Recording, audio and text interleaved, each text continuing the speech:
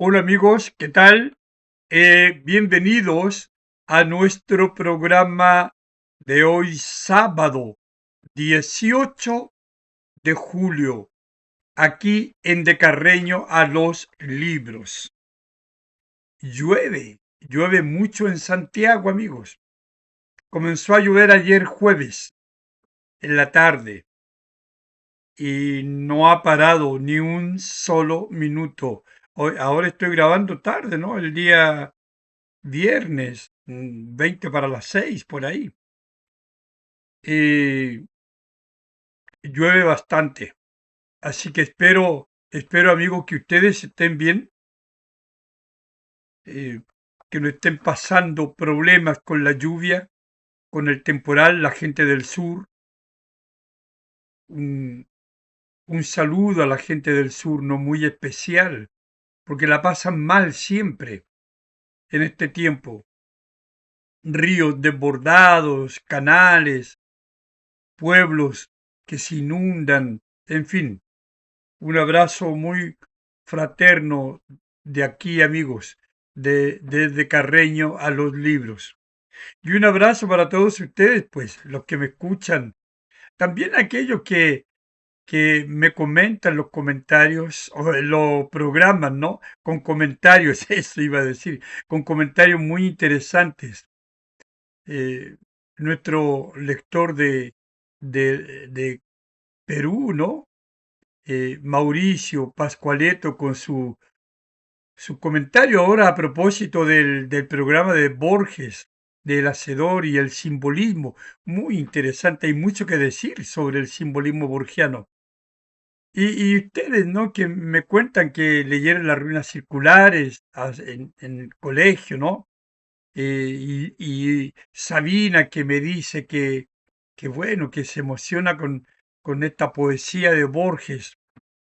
En fin, amigos, yo leo los comentarios de ustedes y claro, eso me alegra mucho que acompañan el programa y vamos ampliando, la idea es esa, ir llegando a más gente para que la literatura sea ese remanso que nos ayude a pasar los malos momentos de la vida, ¿no? La situación mundial, la situación del país, en fin, la literatura y todo lo que ella encierra es como un bálsamo para el espíritu. Así que bueno, hoy nos vamos de Argentina, curiosamente a Inglaterra, allá, ¿no? Porque allá se encuentra, entre otros escritores famosos, allá está Mary Shelley. Mary Shelley, una escritora inglesa, biógrafa, ensayista, cuentista, novelista, en fin, una mujer muy interesante, que vivió poco, esta gente vivía poco, algunos, ¿no? Nace en agosto, el 30 de agosto de 1797, y muere el 1 de febrero de 1851. O sea, 50 y pocos años, ¿no? Vive Mary Shelley. Un personaje muy interesante, como digo. Primero, yo creo que todos ustedes conocen a un personaje que es imposible no conocerlo, Frankenstein. Claro, todos conocemos a Frankenstein, ¿no es cierto? Y el cine lo ha mostrado diversas veces. Bueno, fue esta escritora Mary Shelley, ¿no? Que escribe Frankenstein o el moderno Prometeo, así se llama, pero quedó conocida como la novela como Frankenstein. Y es considerada esta novela la primera novela de ciencia ficción moderna. Y también es una novela gótica. Un día vamos a hablar de los tipos de novela y vamos a referirnos qué es la novela gótica, ¿no? Bueno, ella escribió esta primera novela de ciencia ficción, Frankenstein, o el moderno Prometeo. Vean el periodo en que ella vive, ¿no? Fines del siglo XVIII y la primera década, la primera mitad del siglo XIX, 1851, cuando muere, ¿no? El 1 de febrero. Pero también escribió otro tipo de novelas, novelas históricas, como Valperga en 1823, el famoso Perkin Warbeck de 1830. Pero nosotros vamos a hablar en esta oportunidad de un cuento que está en las redes sociales, ahí en internet, más que en las redes sociales, pero también de repente en sitios como Lecturia, que aparece en las redes sociales, se encuentra este cuento, pero también Frankenstein, claro. Y yo creo que toda la obra de Mary Shelley está ahí en internet, ¿no? Nosotros vamos a leer, escuchar, comentar un cuento que tiene, que tiene mucho que ver con Borges a propósito de, del título, El mortal inmortal. Ese es el nombre del cuento, El mortal inmortal. Curioso el nombre, ¿no? Nosotros tenemos El inmortal de Jorge Luis Borges. Pero ahora vamos a hablar de este cuento, ¿no? El mortal inmortal. Ahora, el cuento aparece en una colección, un anuario llamado eh, The Keepsake, The Keepsake, el recuerdo, ¿no? Son 16 relatos, 16 historias, y claro, época romántica, ¿no? Eh, Historias dirigidas a las mujeres de clase media, claro. Este de Keepsake, esta colección de 16 relatos dirigidos a mujeres de clase media, y la edición, ¿no? de, de, del libro, ¿verdad? Eh, venía, fíjense, muy propio de la época romántica, ¿verdad? Venía la página con bordes dorados y también envuelto, ¿verdad? El libro en seda. ¿Qué me dicen ustedes? Yo cuando voy a algunas librerías me encuentro por ahí con ediciones nuevas muy de hace varias décadas, con tapas muy adornadas, muy románticas, muy propias del periodo romántico, ¿verdad? Interesante. Bueno, en este de Keepsake está el mortal inmortal. Ahora, fíjense que se trata de relatos en lo que, en los que lo femenino, aquello que identifica lo femenino, la identidad femenina, eh, estaba asociado o asociada a la identidad al matrimonio. Vean, ¿no? La identidad femenina asociada al matrimonio. En cuanto que lo propio del hombre, lo que lo identificaba en estos relatos de Mary Shelley, era el dinero. El dinero identificaba al hombre, el matrimonio se vinculaba con la mujer. Porque claro, se suponía que el dinero, el hombre con dinero tiene el poder. Estamos hablando en esta época, ¿no? Primera mitad del siglo XIX. Y bueno, eh, el cuento se publica en 1833. Es decir, la escritora tiene 36 años. Primeras 3 décadas del siglo XIX, pleno romanticismo. Así que claro, pero fíjense que la crítica fue bastante severa con este tipo de relatos, porque consideraba que eran como historias para salir del paso, ¿no?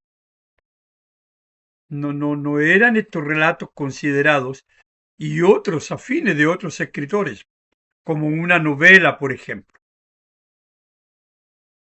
Pero lo cierto es que de todos estos relatos, estas historias breves escritas por Mary Shelley, The Keepsake es el más importante.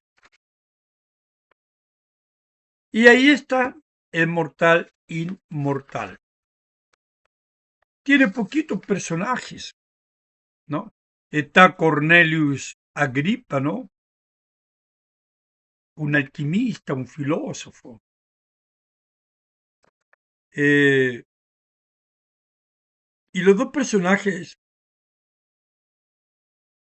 centrales que conforman una pareja y luego serán un matrimonio, que son Berta y el personaje hombre tiene un nombre muy especial, se llama Wincy. Wincy.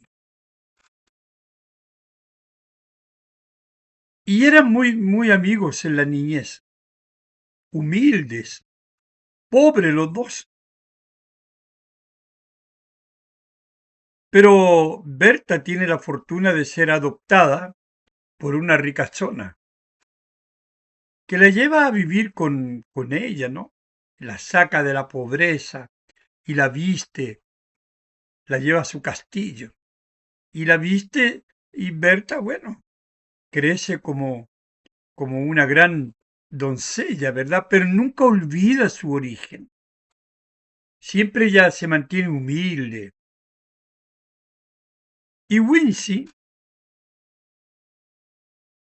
bueno, Wincy siempre pobre y él se siente menoscabado.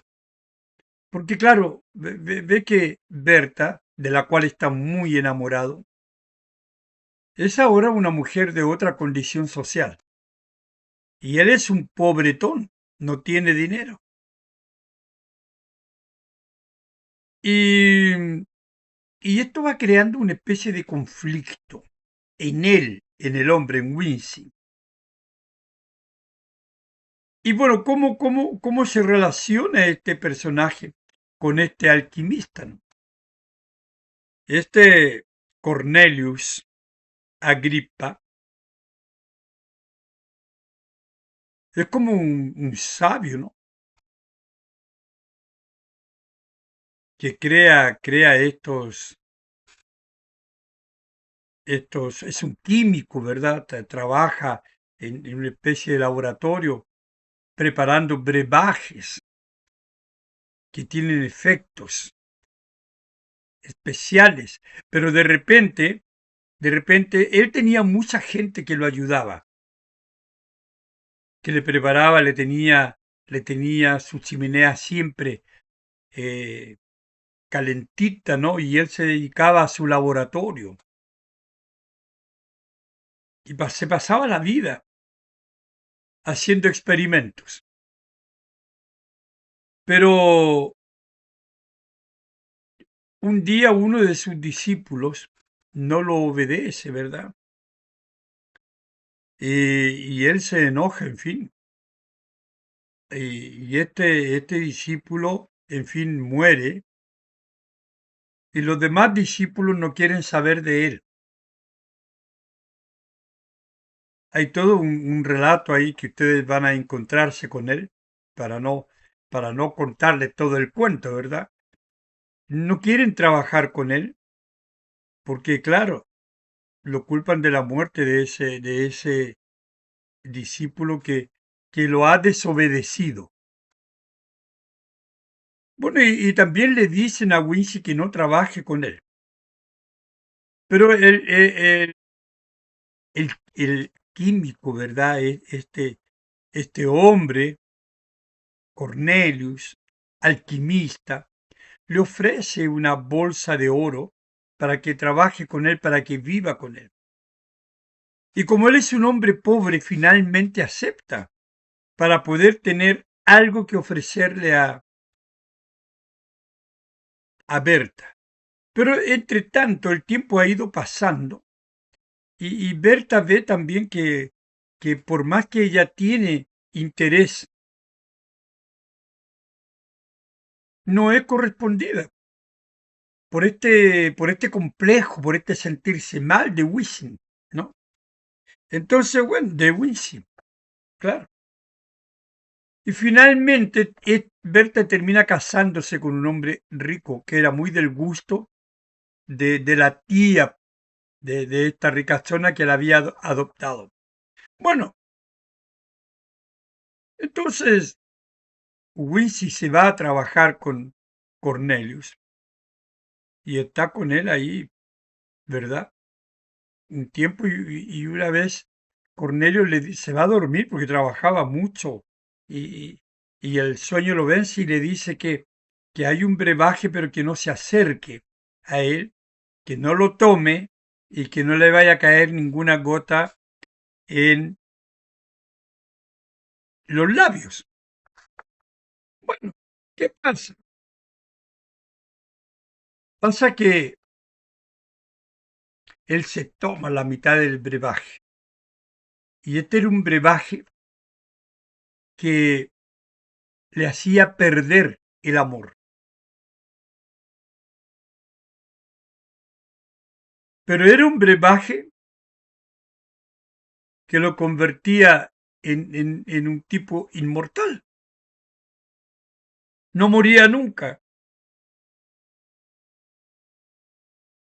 Entonces se va dando un juego muy interesante en el cuento, amigos.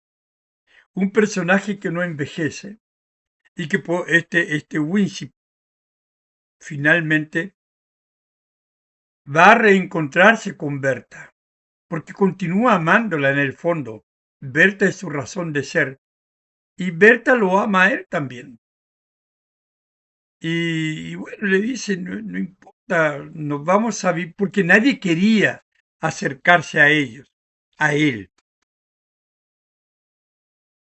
porque bueno, porque decían que él cargaba espíritus malignos. Entonces, de hecho, el cuento comienza más o menos así.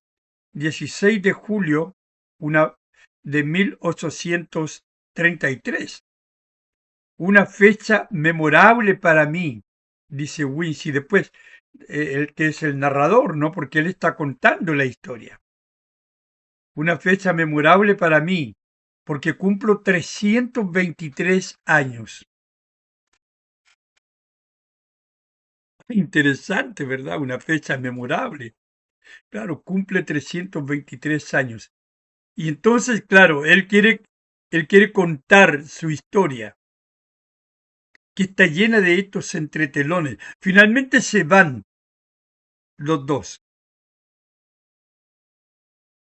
Berta lo convence que se vayan.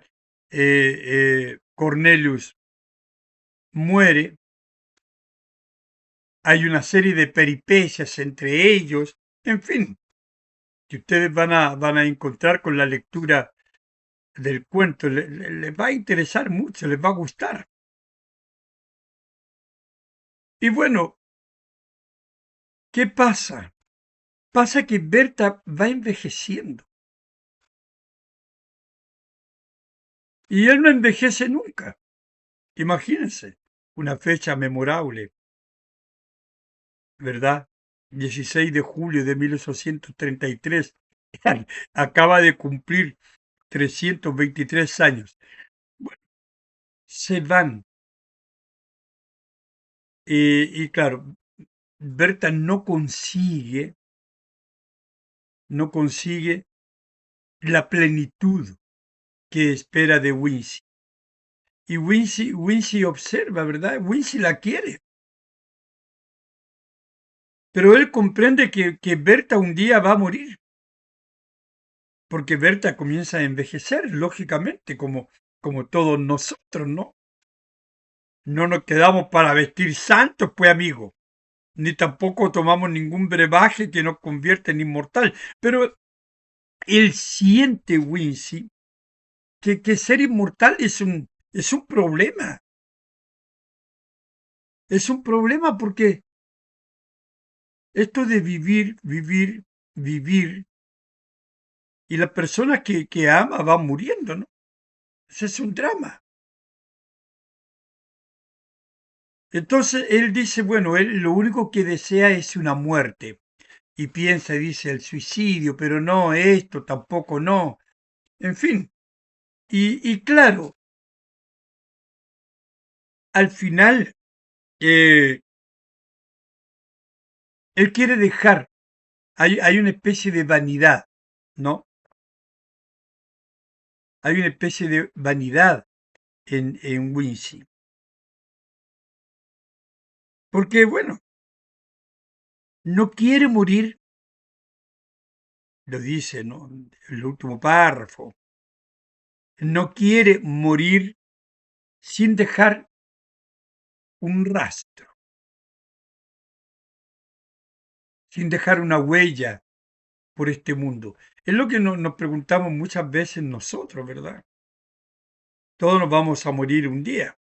Pero es un cuento que inquieta, inquieta el saber, por ejemplo, que usted llegara o existiera la posibilidad de ser inmortal. ¡Qué terrible, amigos!